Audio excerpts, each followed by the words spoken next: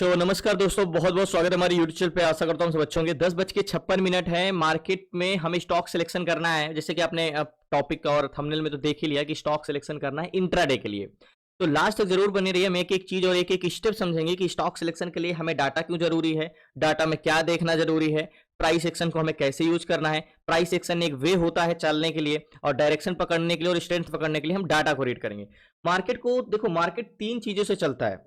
अगर मैं आपको बताऊं तो अगर एक मार्केट एनालिसिस करनी है और मार्केट में आपको सब कुछ समझना है तो मार्केट तीन चीज से चलता है। पहला जो होता है, पहला हमारा होता है क्या, डाटा। एंड दूसरा होता है हमारा प्राइस एक्शन, जो कि अगर आप मार्केट में आए होगे कभी भी, मार्केट में कभी भी आए होगे जब स्टार्टिंग में, या तो कहीं भी यूट्यूब पे सर्च करोगे तो आपको ऐसा लगा होगा, आप 2020 और 21 में आए होगे मार्केट में, तो कि प्राइस एक्शन ही सब कुछ है। बॉटम खींच लिया, सपोर्ट, डबल बॉटम। लेकिन कहीं आपने एक चीज नोटिस किया है, 2020-21 में जो क्रेज था double bottom, head and shoulder, inverted head and shoulder, V shape, क्या वो अब क्रेज रह गया है? बिल्कुल नहीं। प्राइस एक्शन का जो पैटर्न था, ये सब खत्म हो गया। लेकिन प्राइस एक्शन अभी भी यूज होता है, ऐसा नहीं कह रहा हूं। Price action. और तीसरा सबसे बड़ा पॉइंट है, वो है न्यूज। ठीक है, न्यूज। अब ये तीन चीजें मिलके मार्केट को चलाती हैं, डाटा, प्राइस एक्शन, न्यूज। ठीक है। अब आप बोलोगे कि इंट्राडे अगर स्टॉक सिलेक्शन, ध्यान समझिएगा मैं कह क्या रहा हूं और आप समझ क्या रहे हो। जो न्यूज वाला पार्ट है, ये आप बोलोगे कि भाई अगर हमें इंट्राडे के लिए स्टॉक सिलेक्शन करना है तो क्या न्यूज भी देखना जरूरी है? देखो, अगर मैं कहता हूं कि टाटा मोटर्स ने 2000 करोड़ का 100 करोड़ का या 50 करोड़ का बाई बैक किया, या कोई ऐसा न्यूज है, जैसे टाटा मोटर है, ठीक है, टाटा मोटर है, इसका न्यूज आया है कि ये कंपनी में कुछ अनाउंस किया है जो कि शेयरधारकों के लिए बहुत, या डिविडेंड अनाउंस किया है, या कोई कॉन्ट्रैक्ट मिला है इनको, जो कि ये बहुत अच्छी न्यूज है। ठीक है, पॉजिटिव न्यूज है, पॉजिटिव न्यूज है, पॉजिटिव न्यूज है। ठीक है, तो इसमें क्या होंगे, इसमें बायर बढ़ेंगे, ठीक है, इसमें सेलर बढ़ेंगे। कहां से आने के लिए? मार्केट में दो लोग होते हैं, तो इसमें जो बायर होंगे वो भी पॉजिटिव होंगे, और ये होंगे सेलर, ये भी पॉजिटिव होंगे। तो दो रास्ते हैं। अगर मैं मार्केट में न्यूज पकड़ूंगा तो मुझे शायद मिले, कुछ ना मिले, तो मैं ये देख लेता हूं कि ऐसा करते हैं, सबसे अच्छा आज के मार्केट में डाटा क्या है।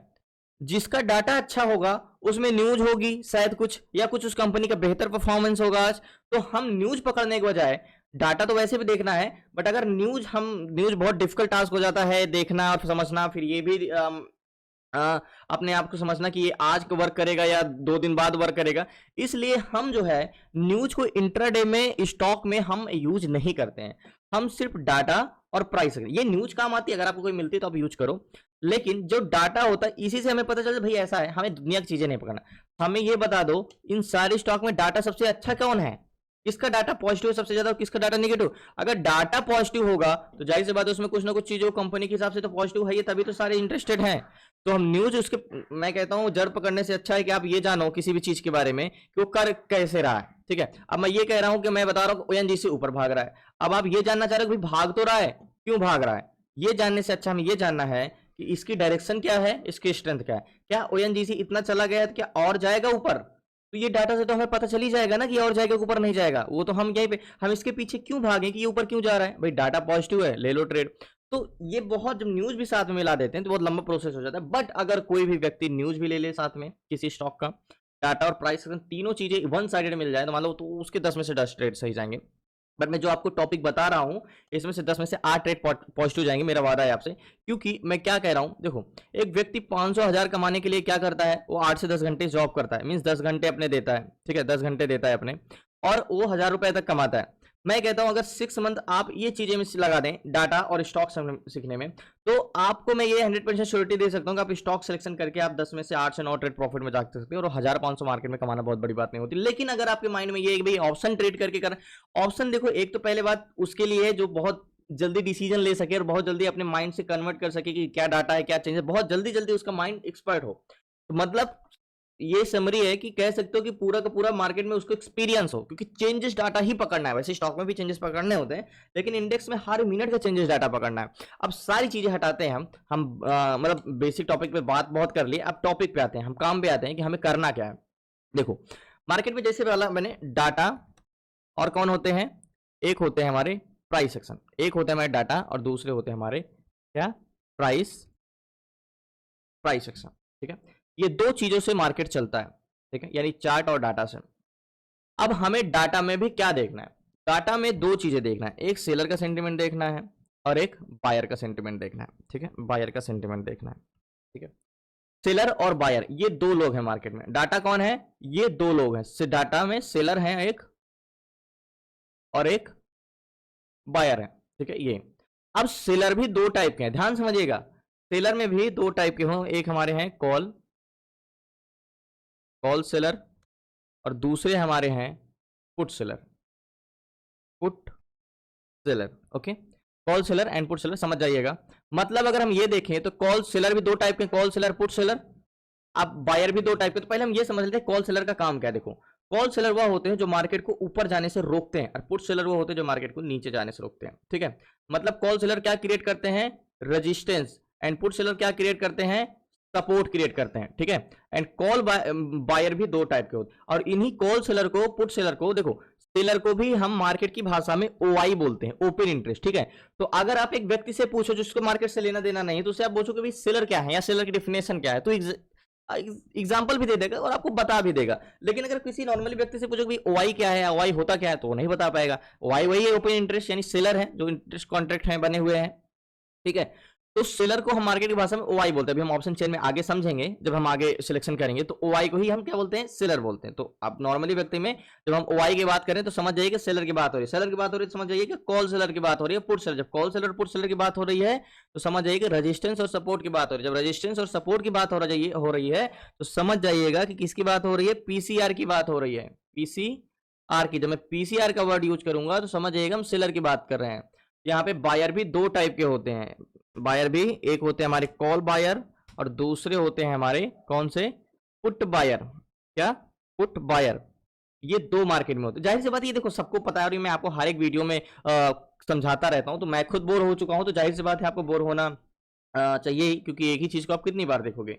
तो बायर कॉल बायर होते हैं एंड ये पुट बायर होते हैं, ठीक है। अब कॉल बायर का काम ये होता है कि मार्केट को ऊपर की ओर चलाना। देखो सेलर का काम मार्केट को चलाना नहीं होता, जो मार्केट के प्राइस ऊपर नीचे होता है वो सेलर का काम नहीं है, ये काम बायर का है। तो बायर का काम है मार्केट को ऊपर चलाना एंड पुट बायर का काम है मार्केट को नीचे चलाना। मतलब मार्केट ऊपर जा रहा है तो कौन ले जा रहा है, कॉल बायर, मार्केट नीचे ले जा रहा है तो कौन ले जा रहा है, पुट बायर।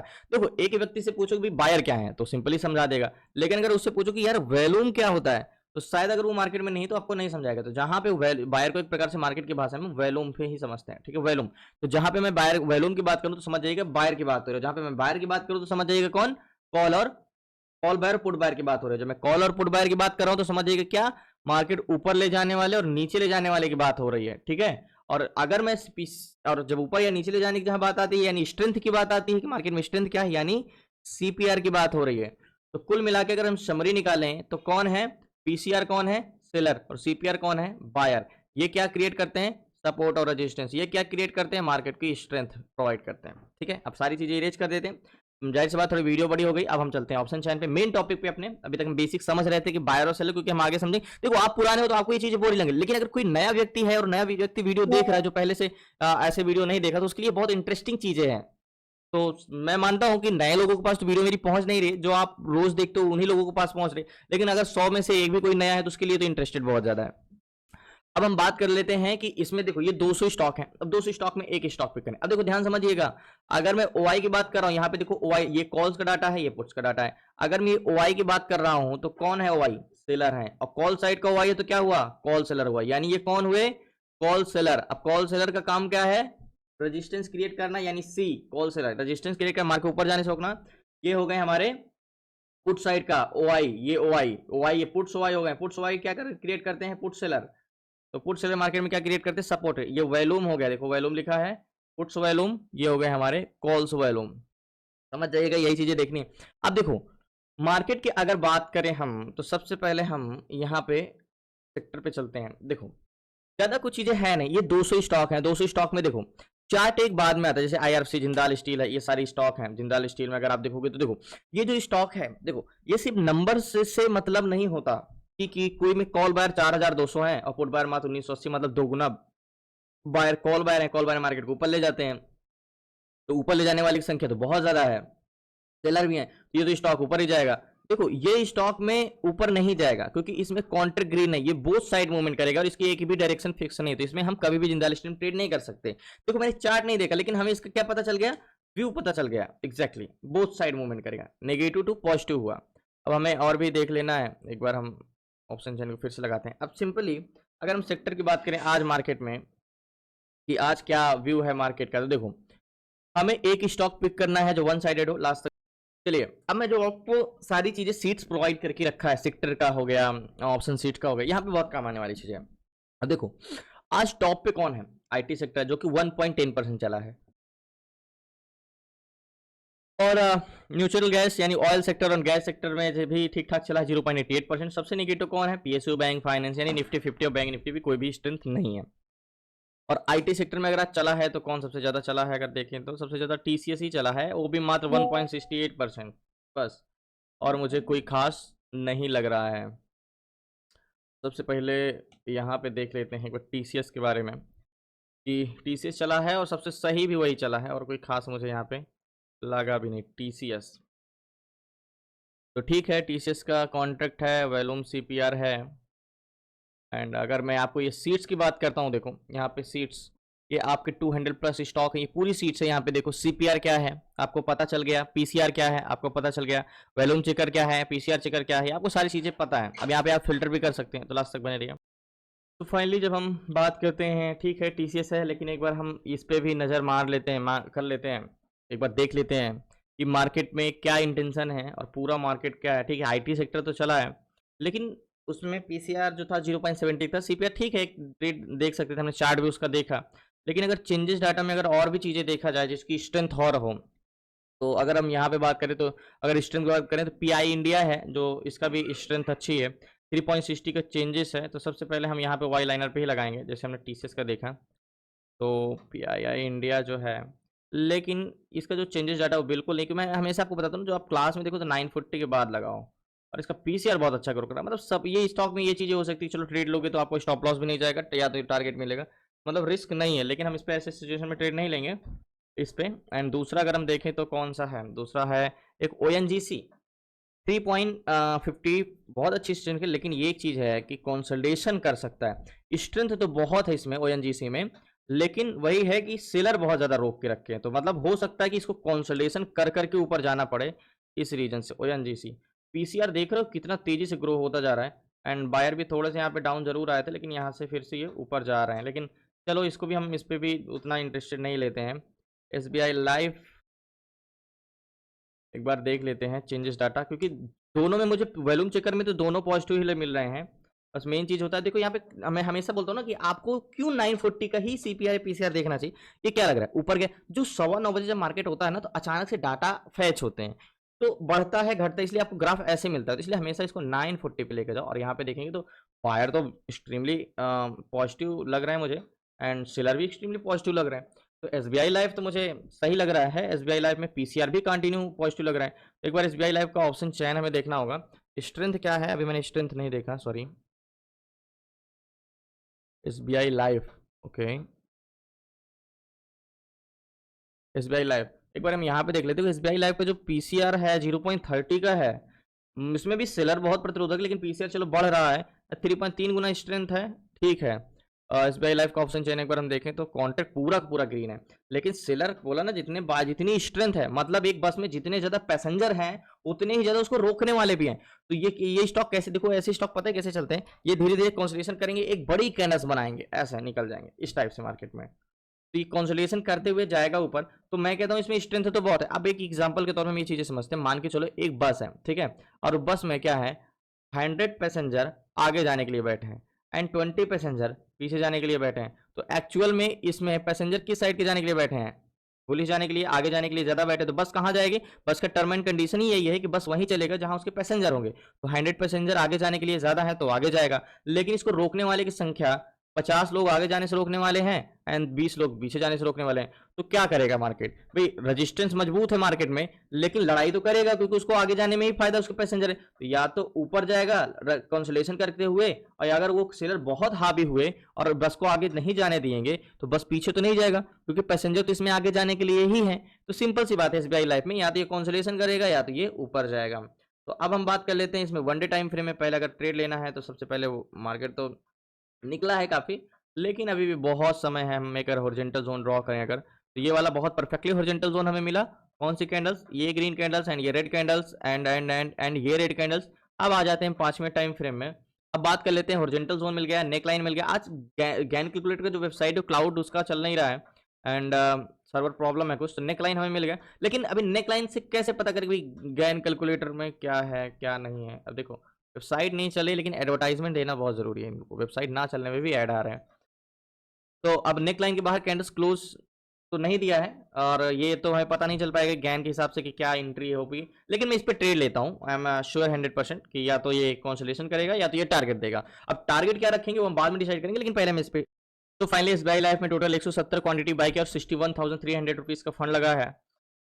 और 61, मैंने आपको एक चीज क्लास बार बार बता, देखो इंट्राडे में अगर ट्रेड करने के लिए, स्टॉक में अगर ट्रेड करना है तो कितना बैलेंस जरूरी होगा कि इंट्राडे के लिए। मैं कहता हूँ नॉर्मली अगर आप रोज 1,000, 1,500, 2,000 इतना भी आप अगर 40 से 60 हजार, मैक्सिमम 60,000, मिनिमम 40,000 ही रख लो तो बहुत है, पर्याप्त है। मतलब आप प्रॉपर ट्रेड करने लगो तो। लेकिन अगर स्टार्टिंग में कितना, स्टार्टिंग में 10,000 से करते हो तो बहुत बड़ी चीज है। और मैं तो कहता हूँ, मैं खुद इतने साल से कर रहा हूँ, मैक्सिमम 60-70 थाउजेंड बहुत होता है इंट्राडे के लिए। अब हम बात कर लेते हैं वनडे टाइम फ्रेम में कि क्या टारगेट रख सकते हैं। तो सबसे पहले अगर टारगेट की बात करें तो 1895, तो टारगेट तो हमारा बड़ा छोटा मिल रहा है, और यही हम टारगेट रख भी सकते हैं। 6 पॉइंट का 170 क्वांटिटी है तो 1700 का और 1800 एक राउंड फिगर जोन भी है। नहीं, इतना छोटा टारगेट तो हम नहीं रखेंगे। हम ये टारगेट भी रख सकते हैं, देखो ये वाली कैंडल्स का एक हाई है ना, तो या तो 1798 इसको ब्रेक करेगा तो ये 1805 तक जाएगा, तो यहाँ से 10 पॉइंट का तो आराम से टारगेट मिलेगा। हाँ, तो हम ये टारगेट रख सकते हैं, क्योंकि एक बार ये बार ब्रेक करके यहाँ तक गया था, तो जाहिर सी बात है, मैंने आपको ये टॉपिक क्लासेस में बहुत अच्छे से समझाया है कि मार्केट ब्रेक करके जाता है तो उसका हिस्ट्री कैसे देखना है। तो ये 1805 का टारगेट हमारा परफेक्टली है ये। तो वेट करते हैं लास्ट तक।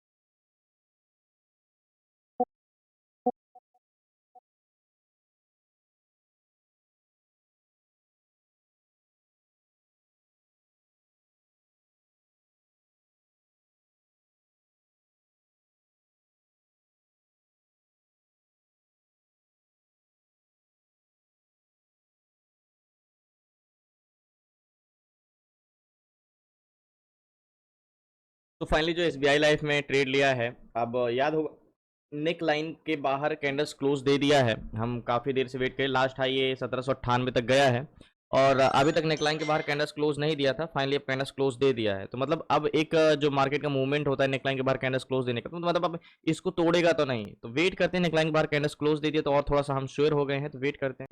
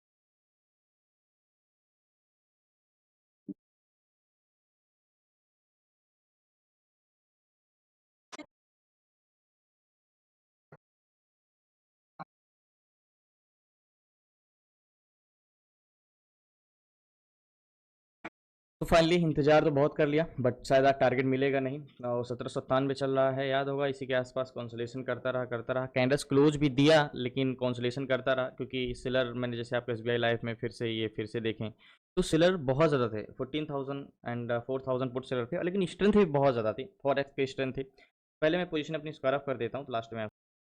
तो फाइनली एसबीआई लाइफ में पोजीशन मैंने स्क्वायर ऑफ कर दिया एंड टारगेट तो नहीं मिला। तो चलो एक चीज़ तो हमने स्टार्टिंग में किया कि भाई मार्केट ही पूरा कंसोलिडेशन मोड में है। चाहे आप पूरा होल सेक्टर देख लो, आप इन सेक्टर में से कोई भी उठा के देख लो, IT sector, oil India, energy, थोड़ा बहुत चला तो आईटी सेक्टर, लेकिन हमें एसबीआई लाइफ को चुना। आईटी सेक्टर टीसीएस को भी ठीक ठाक लग रहा था, लेकिन टीसीएस को मैंने नहीं चूज़ करके एसबीआई लाइफ को चूज़ किया क्योंकि इसमें स्ट्रेंथ और भी अच्छी थी। बट जैसे मैंने आपको स्टार्टिंग में बोला कि बस में पैसेंजर तो हैं आगे जाने के लिए, बट उसके जो रेजिस्टेंस क्रिएट कर रहे हैं, उसको ऊपर जाने से रोक रहे हैं, उनकी संख्या घटने का नाम नहीं ले रही। तो मतलब कौन जीता, सेलर और बायर की लड़ाई में कह सकते हो कौन जीता, तो मैं तो यहाँ पे कहूँगा सेलर ही जीते, क्योंकि इसको ऊपर जाने नहीं दिया। तो फाइनली पोजीशन में स्क्वायर अप कर दिया, कॉस्ट टू कॉस्ट ही बोलोगे इसको, 50 पैसे 1 रुपये प्लस में प्रॉफिट बुक करना, उसको कुछ प्रॉफिट नहीं कह सकते हम। तो धन्यवाद। कभी कभी पूरा दिन इंतजार करने के बाद भी कुछ नहीं मिलता है, लेकिन इतना चीज़ें हैं कि स्टॉक में चलो इतना तो श्योर आपको ज़्यादा तो नहीं। मार्केट में यही इंपॉर्टेंट चीज़ है कि आप ट्रेड ऐसा करो कि कम से कम ना आए तो जाए भी ना। तो 10 में से 8 ट्रेड तो आपके जाएंगे जाएंगे आपके फेवर में, एक दो में ही या तो बहुत, जब आप डाटा रीड करना समझ जाते हो तो मेन स्टॉक ऐसे फाइंड करना होता है जिस पे हमें ट्रेड नहीं करना, जो रिवर्सल वाले, जो ऊपर तो जाते हैं लेकिन रिवर्सल कर जाते हैं, नीचे तो जाते हैं ऊपर रिवर्सल कर जाते हैं, जैसे यानी बोथ साइड मूवमेंट करते हैं।